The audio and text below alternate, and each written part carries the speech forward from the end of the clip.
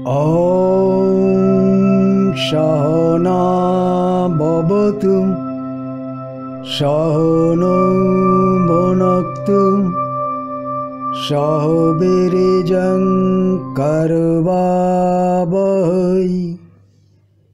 तेजस्विनावधीतमस्तु मा विद्विषावहै। ॐ शान्ति शान्ति शान्ति।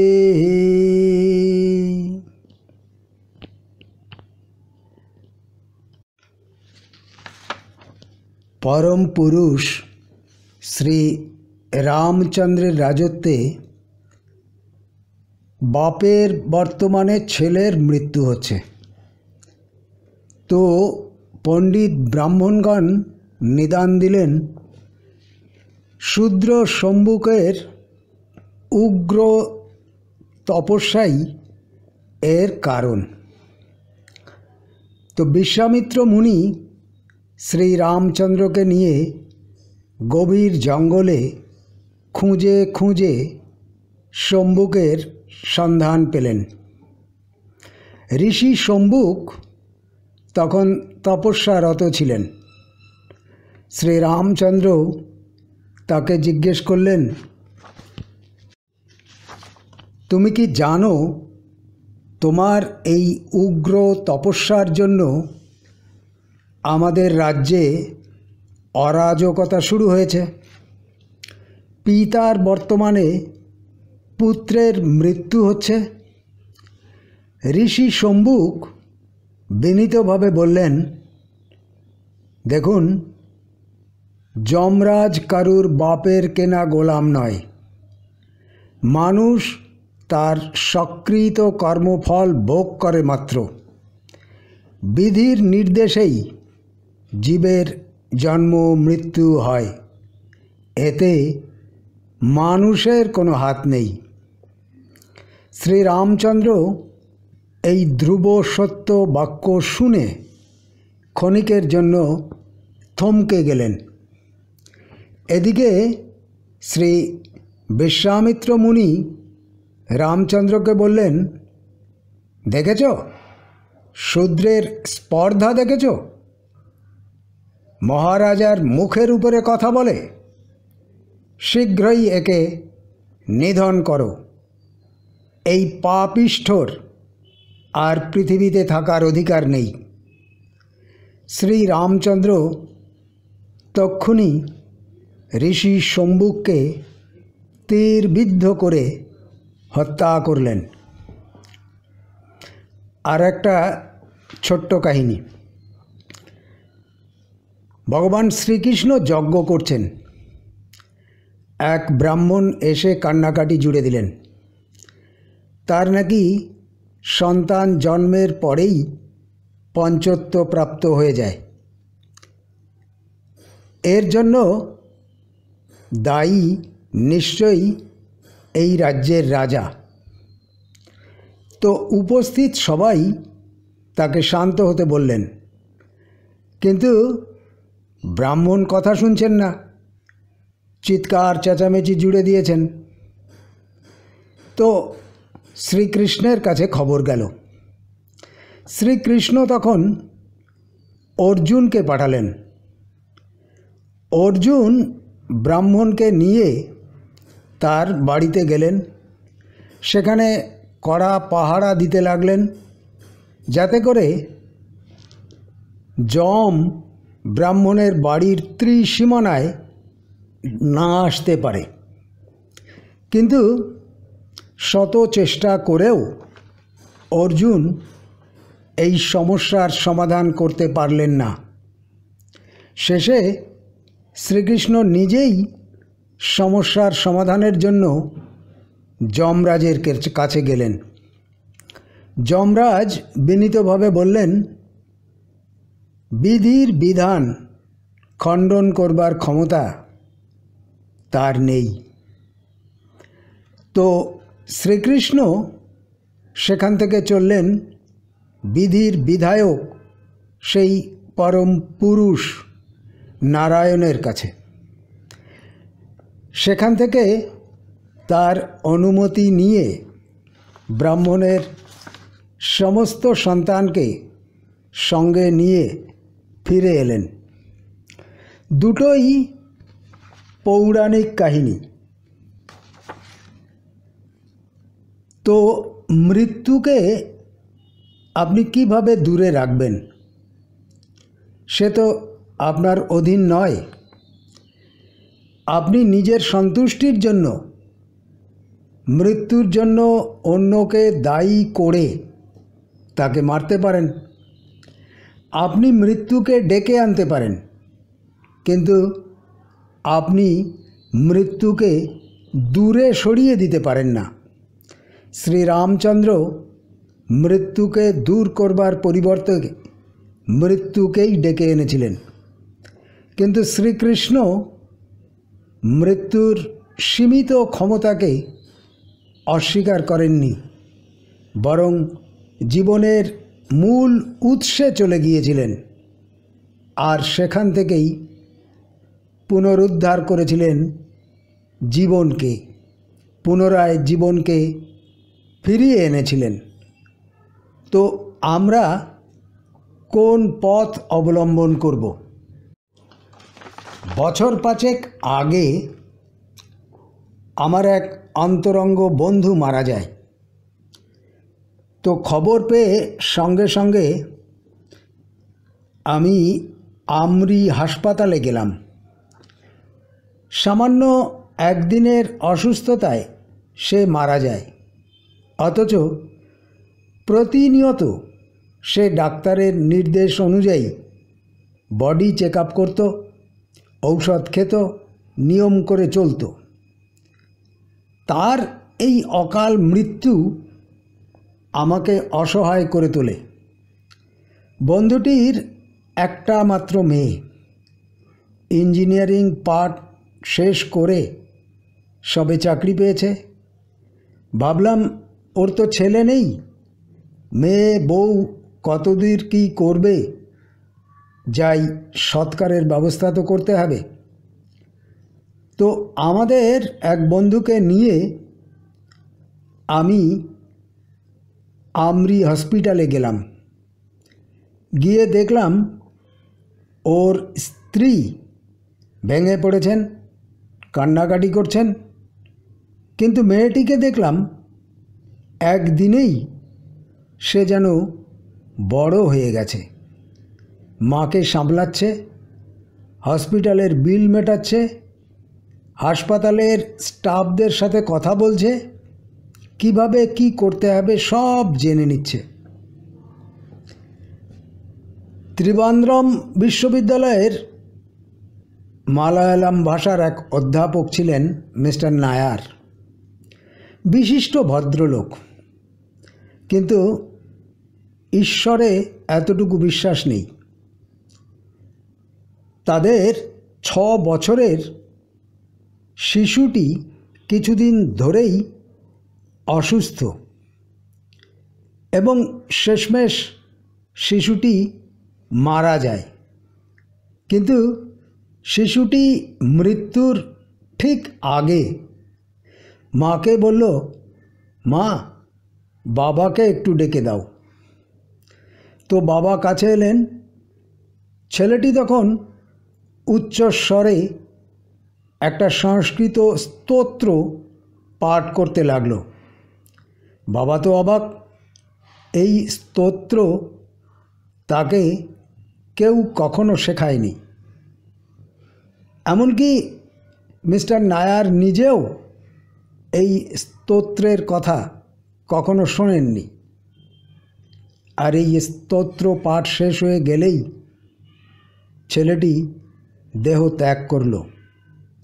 এই ঘটনা শ্রী নায়ারের জীবনে একটা চরম পরিবর্তন এনে দিল। এই ঘটনাই তাকে সারা জীবনের জন্য ঈশ্বরমুখী করে দিয়েছিল। আর একটা জিনিস সে বুঝেছিল যে মানুষ প্রতিনিয়ত তার সংস্কার নিয়ে দেহ থেকে দেহান্তরে ভ্রমণ করছে।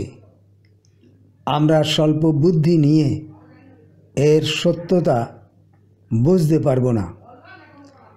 জীবের মৃত্যু কখন এসে হানা দেবে তা সাধারণ জীবের কাছে অজ্ঞাত।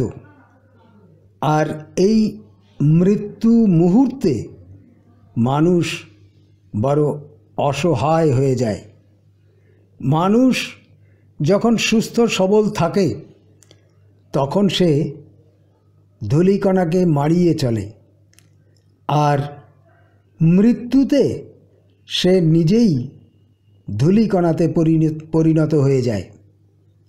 চুল যখন মাথায় থাকে তখন চুল আমাদের সৌন্দর্য বৃদ্ধি করে, আবার সেই চুল যখন খাবারের থালায় বসতে চায় তখন সে আমাদের ঘৃণার বস্তু হয়ে যায়।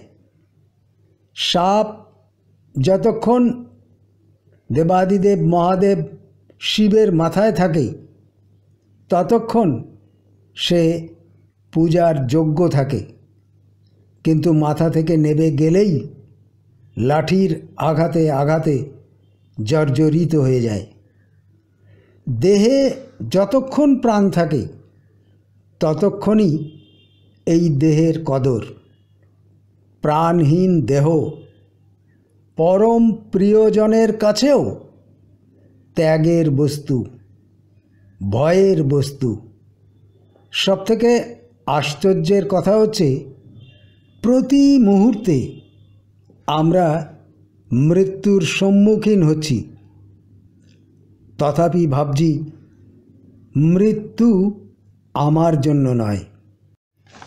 সব মৃত্যুর কথাই আমরা ভুলে যাই, এমনকি আমরা আমাদের নিজেদের মৃত্যুর কথাও ভুলে যাই। আমি নিজে যে কতবার মারা গেছি সেসব আমি ভুলে বসে আছি। আমি আবার মরব, আবার ভুলে যাব, কিন্তু মৃত্যু ভয় আমাদের পিছু হটে না। তাই আমরা সবাই মৃত্যু ভয়ে আতঙ্কিত হয়ে আছি। জীবনে 4-5টা জিনিস আমাদের এড়িয়ে যাবার উপায় নেই, আর সেগুলো হচ্ছে, আমরা যে শিশু থেকে একদিন বৃদ্ধ হব এটা ধ্রুব সত্য, এড়িয়ে যাবার কোনো উপায় নেই। দ্বিতীয়ত হচ্ছে, কোনো না কোনো দিন আমাদের এই শরীর অবশ্যই অসুস্থ হয়ে পড়বে। তা আমি যতই সাবধানে চলাফেরা করি বা না করি, এমনকি আমি নিজে যদি ডাক্তারও হই, তবুও শারীরিক অসুস্থতা আমাকে অবশ্যই রেয়াত করবে না। তৃতীয়ত হচ্ছে, আমাদের সবাইকেই একদিন না একদিন মরতেও হবে, এবং একটা নির্দিষ্ট সময়ের মধ্যেই মরতে হবে। অর্থাৎ যে ধরনের শরীর আমি পেয়েছি সেই শরীরের পরমায়ু জন্মের সময়ই নির্দিষ্ট হয়ে গেছে। এর থেকে বেরোবার কোনো উপায় নেই। চতুর্থত হচ্ছে, আমাদের চাহিদার প্রতিনিয়ত পরিবর্তন হচ্ছে এবং হতেই থাকবে। এই যে চাহিদার পরিবর্তন হচ্ছে, নতুন নতুন চাহিদার উদ্রেক হচ্ছে, এর থেকে রেহাই পাবার কোনো উপায় নেই। আর পঞ্চমত হচ্ছে আমাদের ভাবনা চিন্তা, আমাদের কর্ম, আমাদের পরবর্তী শরীরের রূপ নির্দিষ্ট করছে, এরও কোনো অন্যথা নেই। অর্থাৎ আজকে আমি যে শরীর প্রাপ্ত হয়েছি তা আমার পূর্ব জীবনের কর্ম এবং ভাবনা চিন্তার ফল। বার্ধক্যে আমাদের যৌবনের অহংকার থাকে না। অসুস্থ অবস্থায় আমাদের স্বাস্থ্যের অহংকার আঘাতপ্রাপ্ত হয়, আর মৃত্যুতে আমাদের জীবনের অহংকার থাকে না।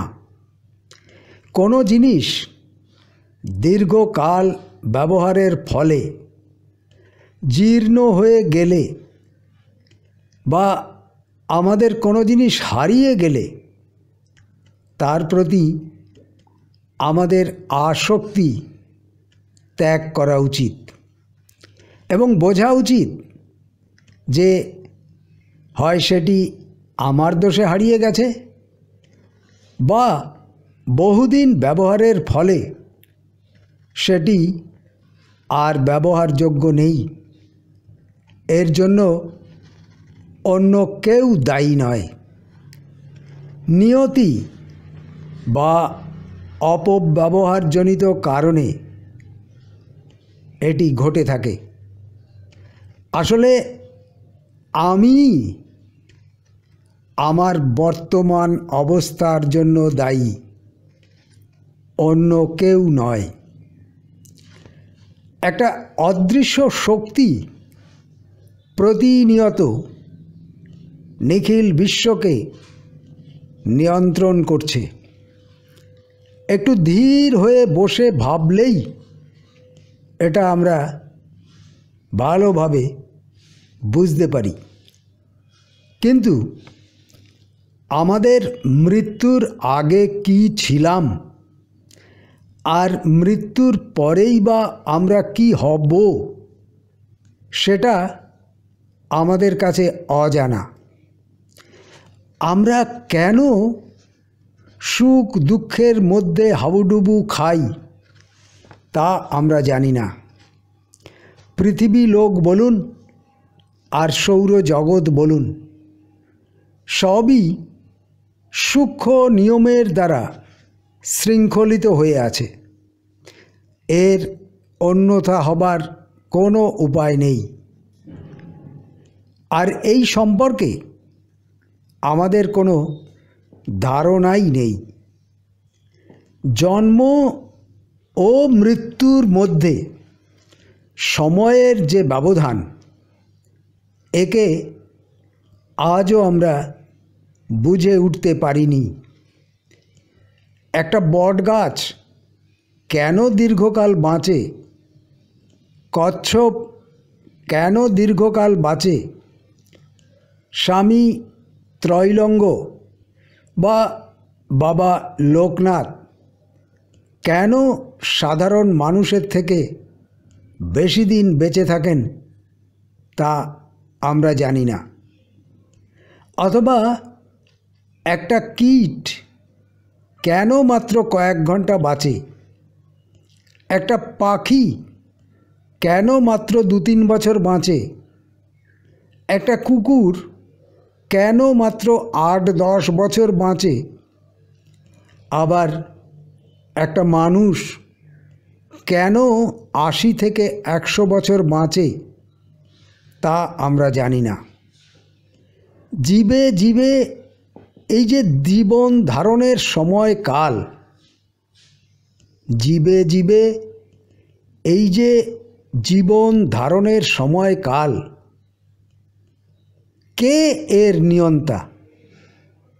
কে এর নির্ধারক আর এর ব্যতিক্রম কীভাবেই বা ঘটে থাকে? এইসব প্রশ্নের জবাব আমাদের কাছে নেই। তবে এটা ঠিক যে কিছু মহাত্মা আছেন, কিছু অনুসন্ধিৎসু মানুষ আছেন যারা যুগ যুগ ধরে এইসব প্রশ্নের জবাব খুঁজছেন, এখনও খুঁজে যাচ্ছেন। এই মহাত্মাগণ আসলে বহু জন্মের অভিজ্ঞতালব্ধ মহান পুরুষ।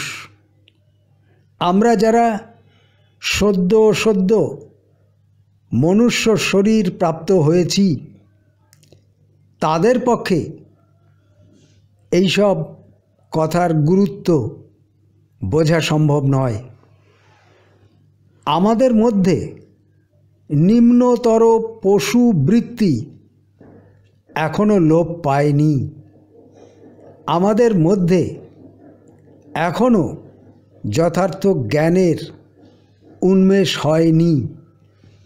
যাই হোক, মহাত্মারা বলছেন আমাদের সুখ দুঃখের মূল হচ্ছে আমাদের মন, আর আমাদের অজ্ঞানতা আমাদের দুঃখ দুর্দশার মূল। আমরা যত অজ্ঞানতা কাটিয়ে উঠতে পারব, আমাদের মন তত পরিষ্কার হবে, আর আমরা আরও বেশি শক্তিশালী হয়ে উঠতে পারব। ঠাকুর বলতেন, যে সয় সেই রয়। প্রত্যেকটি সংসারে সহনশীল মানুষের সংখ্যা যত বেশি থাকবে, সেই সংসার তত সুখের হবে। পৃথিবীটা সহাবস্থানের জায়গা। এখানে একজন আর একজনের সহযোগিতার মাধ্যমেই বেঁচে থাকে। কিন্তু আমরা আমাদের ব্যক্তি স্বার্থে, গোষ্ঠী স্বার্থে, দেশের স্বার্থে অন্যের ক্ষতি সাধন করার কথা ভেবে থাকি। এইখান থেকে আমাদের বেরিয়ে আসতে হবে। আমাদের একে অন্যের পরিপূরক হতে হবে, একে অন্যের প্রতিদ্বন্দ্বী নয়। আমাকে কেউ যেন ভয় না পায়, আমিও যেন অন্যকে ভয় না করি। অন্তরের ভেতর থেকে ভালোবাসতে হবে সবাইকে। বসুধৈব কুটুম্বকম।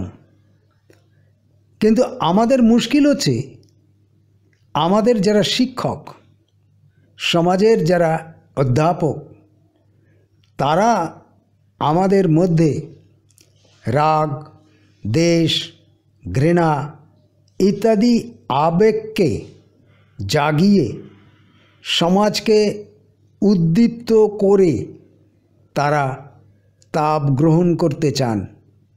তাই তো দেখি বৈদিক শাস্ত্রের অমোঘ সূত্র, হে অগ্নি, তোমার যে সন্তাপ শক্তি আছে, তা দিয়ে আমাদের শত্রুর প্রতি প্রজ্বলিত হও।